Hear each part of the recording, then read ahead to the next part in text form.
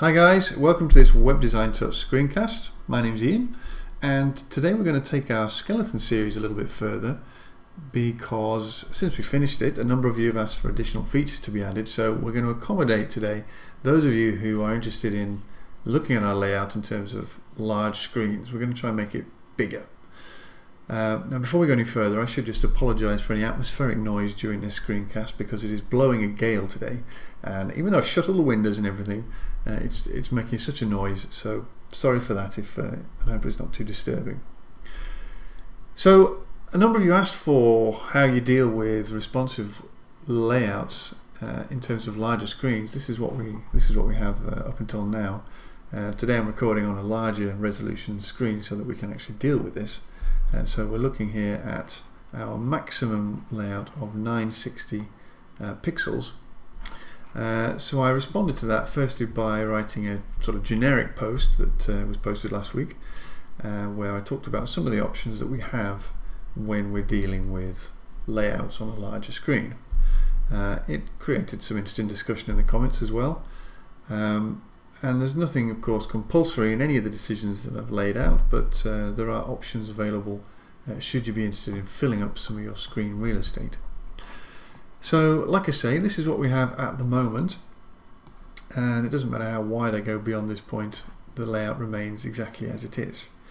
So I've done some experimenting, I've had a look at exactly what the options are, and hopefully we can walk through those now. Some of it's interesting, some of it you might think is a little mundane, but actually what this does throw up, if nothing else, is a number of issues that are thrown up because of skeleton and the sort of inflexible nature of it. It's not responsive, as we know as we understand responsive web design to be. It's adaptive. It has a series of fixed width layouts. The measurements within those layouts are all fixed. The columns are in pixels and not percentages, so there are a number of ways in which it's pretty inflexible, so our choices are fairly limited. Still, I've come up with some sorts of solutions, so let's just dive in now and see what we can do about all that. So we'll close Chrome, and let's see. Let's open up Coda, and so the first thing I'm going to do is show you what my first approach was. Now, if we take a look at the style sheet, we've got, if you recall this, we have layout CSS, which is where we've put all our styles. We have base CSS, which is contains all the basic styling for skeleton, and we have skeleton CSS itself, which holds the structural framework of our columns and the layout.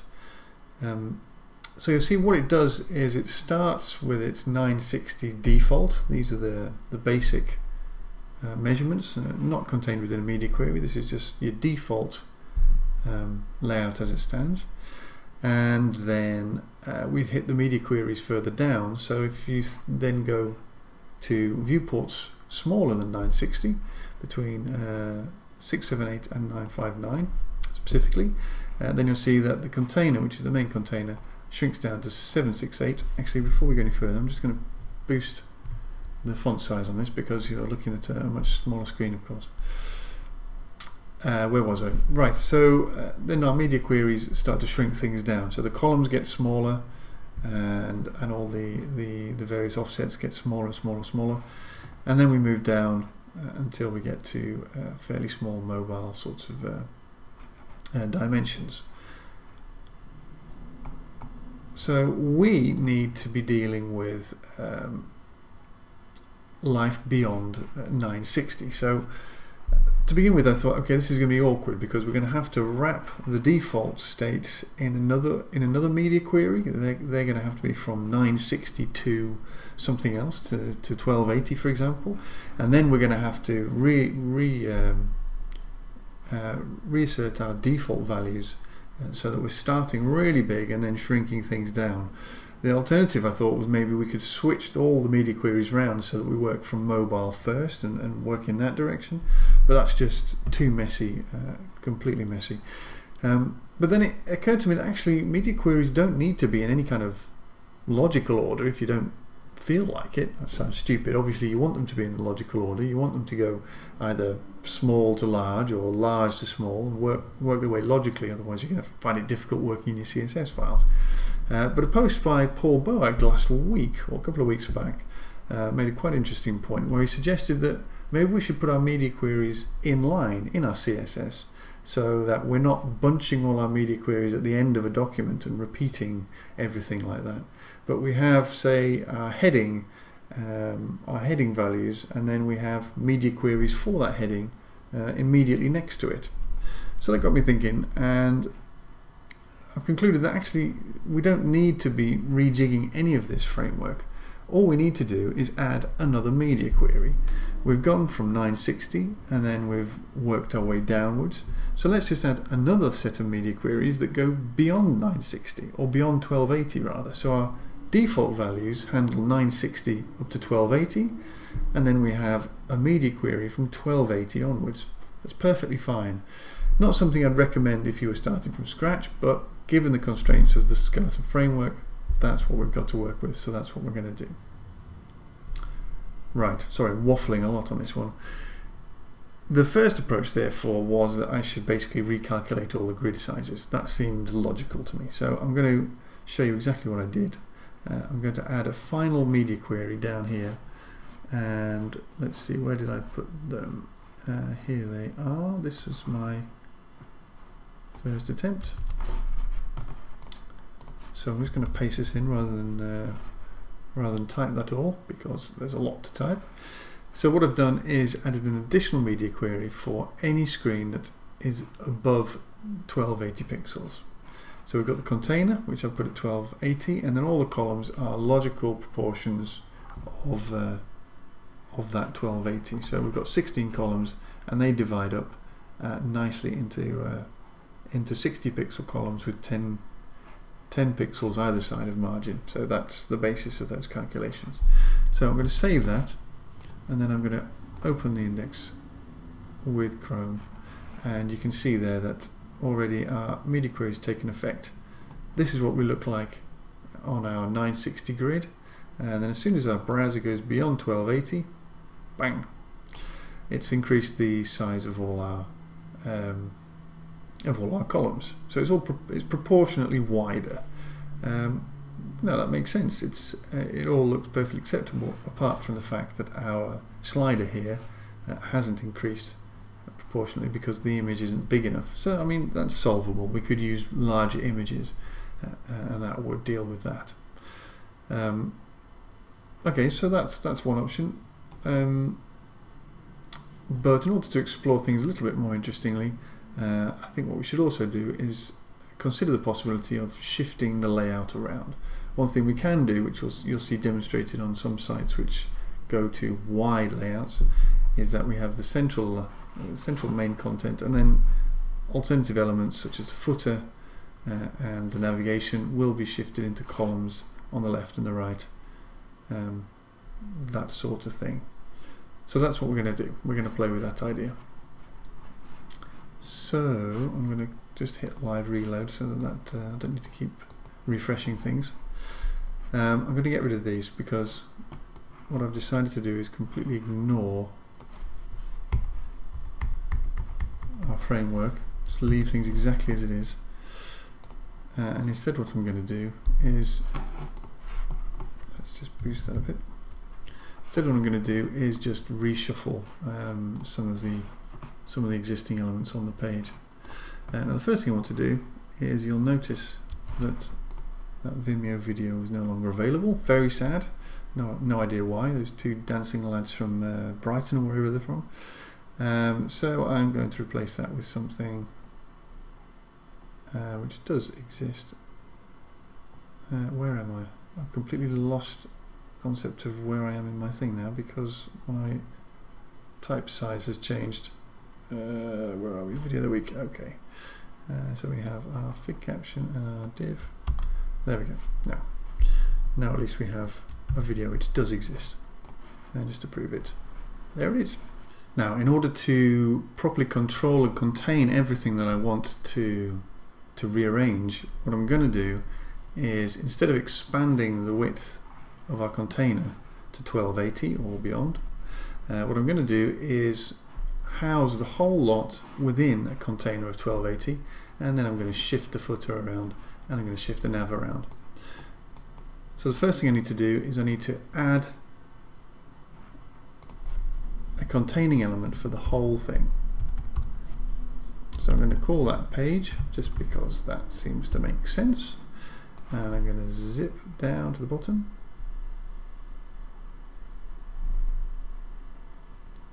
All the way down here, which is quite a long file. Yeah, all the way down to the bottom. Shunt that over, and then down here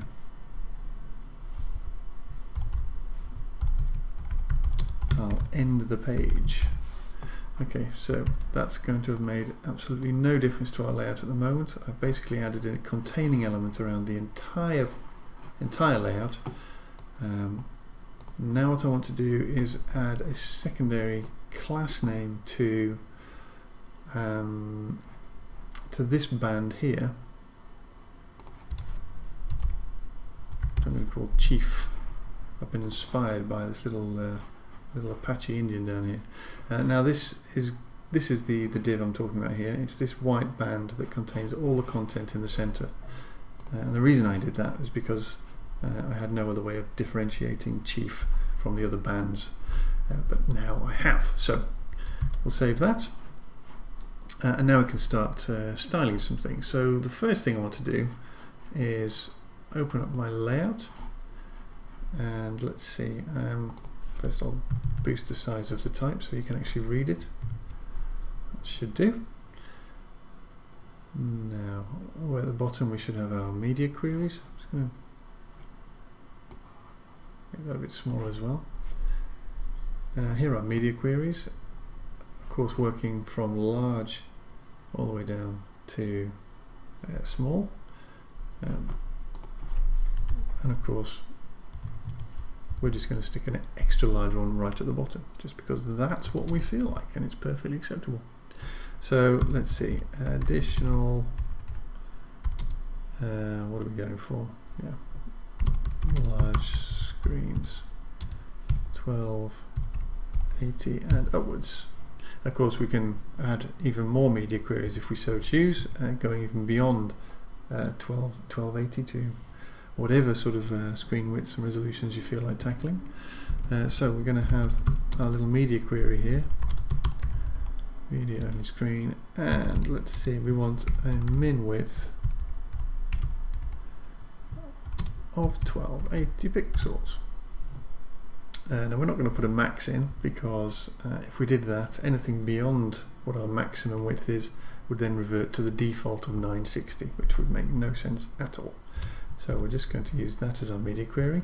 So anything beyond 1280 pixels is going to encounter these rules that we now start defining. So first thing we're going to do is alter the width of this page element. And I'm going to make it 1280 pixels. So I hit save. You can instantly see behind my screen here that that's had some influence. And everything is essentially the same except for this page has now dictated that there's a maximum width of 1280 going on here. So that's fine, that's great, good start. I want to fill in the background as that body element, so I'm just going to put some body rules in here as well. Now the first thing I wanted was the background, a URL, and if I just remember correctly we had a background main on repeat with a backup of that, and you can see that that's filled in the whole page, which is a lot better. And now another thing we discussed in the article about going bigger was that we also have the option of making our font size larger, because some research would suggest that larger screens tend to be viewed from a greater distance, so making your fonts, your text size more readable would make sense in some circumstances.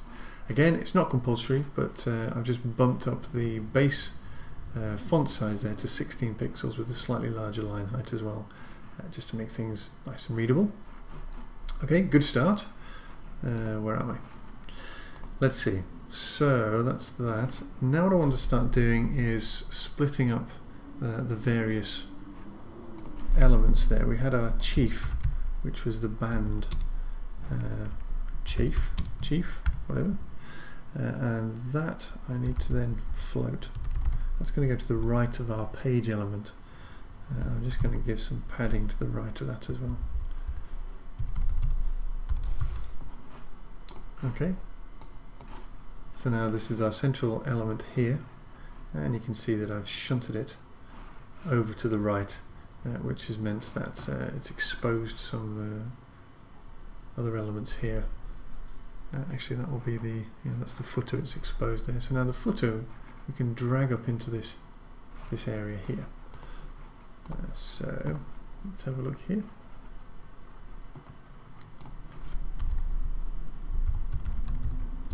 Footer was the band that contained the actual footer element, and that's going to float right. Okay, continue. There must have been some logic to my workflow here. No, sorry, float left, of course.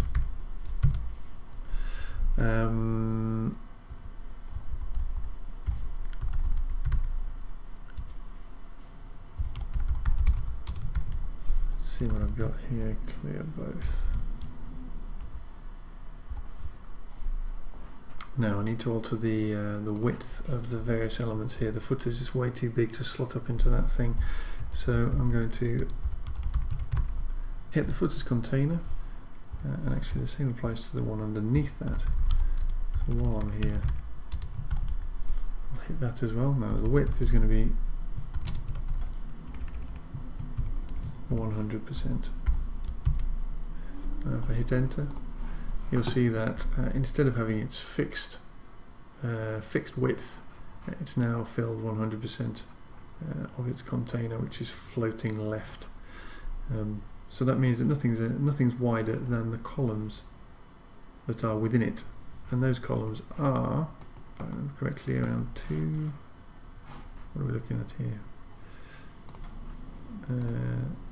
No, that's the bottom footer. They are 220 wide. So that's 220 wide, like that, and it's floating all the way over to the left. Now I can probably remove some of the styling on that as well. I'll leave that for the time being. It actually gives us some of the styling. Okay. So let's see what we need some padding on that. That looks a bit silly. Shunted out there, so we'll put similar padding on the left and the right of it, like so. That brings it out a little bit. It's much neater. What else do we have? I'm going to need the header to float over to the right so it fits neatly. I'm aiming for a black column on the left here, which I'm going to work with. So let's see. I don't need this logo here either. I can get rid of that. But I'll do that in a minute. So I'm just going to add a couple of styles to that last bottom element. It's just petty stuff, so we can ignore that largely. So the header, whilst we're styling things over there, I need to float that to the right. Okay, so that's this section here, which I've floated over to the right. It's all very neat. It's being separated from everything underneath here by this nav. So I may as well start tackling the nav as well, so I'm going to display slightly differently. So at the bottom here, I'm going to add some rules for the nav. Okay. So the first thing I need to do is get things floating. So I'm going to float that to the left. Okay, so you can see that that's floating nicely to the left there, so it's no longer messing things up. But I do need it to be displayed differently. So I'm now going to, let's see, what did we need? There's some display rules I've got here, which I just need to add 35 pixels on the top. I want that, and I want to remove any margins from that particular container.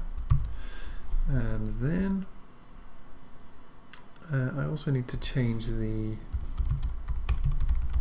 size of the columns within it, because that whole thing is contained within a 16 column element, which is going to be way too wide, so we need to restrict that width to resemble the container that it's within. Alright, looking better. We'll keep beavering away with that. What else did we have? We've got the yes, of course, the menu items themselves. So that's the nav primary, and we want the list items to display differently. Firstly, I want them to clear themselves. They're already floating to the left, but now they're all going to be stacked on top of one another. Display, sorry, both block. And we put a width of 100% on that so that they fill that whole element. And then I've got this border on the bottom, which resembles the border on the bottom of the list items within our submenu. Too many. There we go. Okay, so that's a good start. Yep, we've got a submenu still appearing over the top there. So we'll carry on. So that was the ULI. We've got the nav primary UL. The direct anchors need to be slightly different. They need to be displayed as block, and they need a padding of 30 pixels on the left and the right. Okay, now they fill up the full width of that. Let's handle this submenu now as well. So all I need to do is counter the absolute positioning of that so that it's positioned properly. So we have now primary UL, and that's what's positioned. So the position is already absolute, of course. We just need to put that on the top and shift it over 100% of the width of the parent element. One last thing, I'll just alter the line height of all of that, all the links, whether they're submenu or primary menu items. So it all sits neatly next to each other, like so, and that needs a line height of 39 pixels. Okay, so that's looking good. Obviously there's a problem with this thing here. What have we got? That's the nav container. Okay, so we need to, we have a width of 960 on that container, of course. So let's just alter that. Let's see.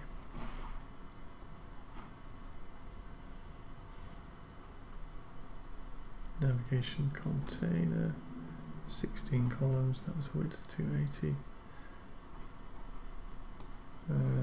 Seems that I should have put that there. That would make sense, instead of hitting that margin. Okay, now much better. So there we have our primary navigation. We've shifted the submenu so that that hangs out to the right of the menu instead of coming underneath as it was previously. So that's all fine. Like I say, we can ditch that logo, so that's a bit of a sort of last minute thing, so I'll just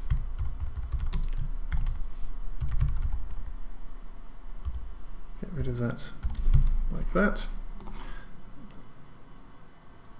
Okay, again, you're going to want to question whether or not you think the footer content is appropriate for the side of your layout like this.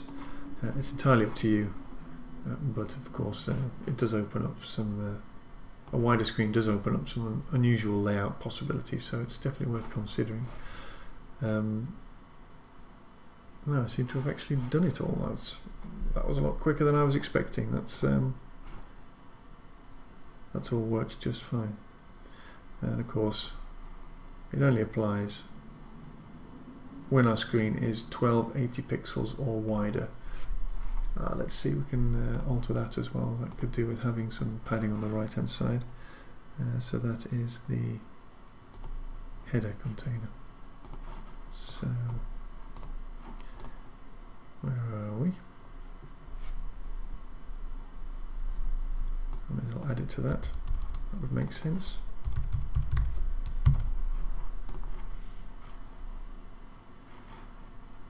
I don't really want this. Do I want that there? That seems a bit... I think I'll give that some extra padding as well. That's the class 1 logo. I could do with having a margin on the left of that. Something along the lines of 10 pixels. It just brings it in slightly. Maybe even 5. Just to bring it beyond this.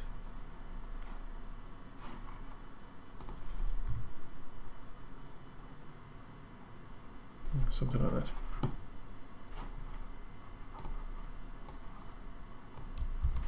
So I'll just plug that into my media query as well.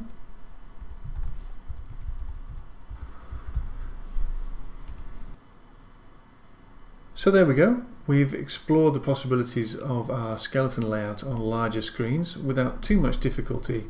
We've been able to rearrange things and change the way that our layout is displayed. Whether this is the best solution for our particular layout or your particular layout is something you'll have to decide for yourself, but in any case we've been able to look at some of the possibilities if nothing else. And of course those possibilities continue, and if you wanted to, you can introduce more media queries and have a look at even wider layouts and that sort of thing. So I hope you enjoyed watching, and I'll see you next time.